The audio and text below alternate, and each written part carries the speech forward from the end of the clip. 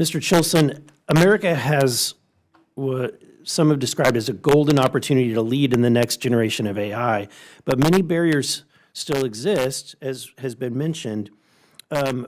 What is really holding us back from reaching our full potential, such as securing investment in private capital? So there are many challenges for this moonshot, and I want to endorse Mr. Mills' idea that it's private industry that's going to drive this ahead, and it's Congress's job to build the right launch pad for this moonshot. And so clearing the launch pad is the first thing, and I think especially in the energy space, permitting processes that slow down the ability to deploy and build new energy. Not in a way that actually achieves, in many cases, the economic or the environmental benefits that we're seeking, but in a way that just drags things out unnecessarily slow and gives veto points to people who don't necessarily have environmental concerns in hand.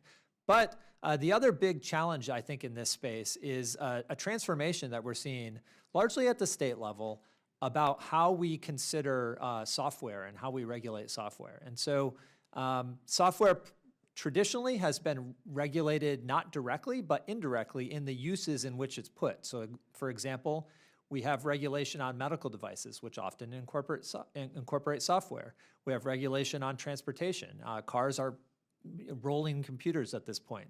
And so when we regulate at the use rather than at the general computation level or the general software development level, we get closer to the harm, we get closer to the goals of regulation, and we avoid really unintended consequences. And so states are rolling out these big picture regulatory schemes for software. I think that's a real challenge, and I think it's something that Congress needs to step in on.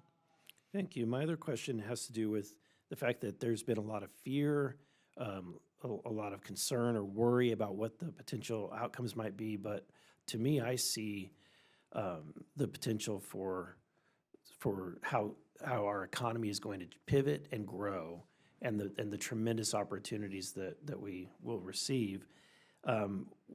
Why do you think Americans should be more excited about the prospects and the job opportunities that AI might bring than be fearful? Well, I think why is artificial intelligence important? It's because intelligence is important, and the ability to deploy new powerful computation to some of the most challenging problems that we have as humans. The healthcare space is an amazing example of this. I just saw this morning there is a new paper in Nature that is giving a woman who has not been able to speak for years. She's fully paralyzed.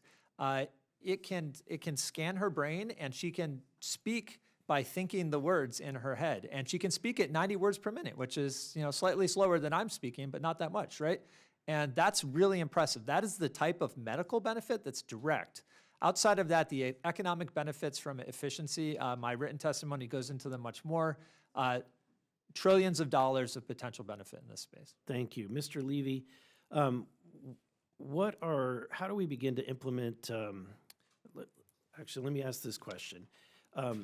You described that we have different, that once we unlock this technology, that we have some real life examples of services that are stopping us from doing so.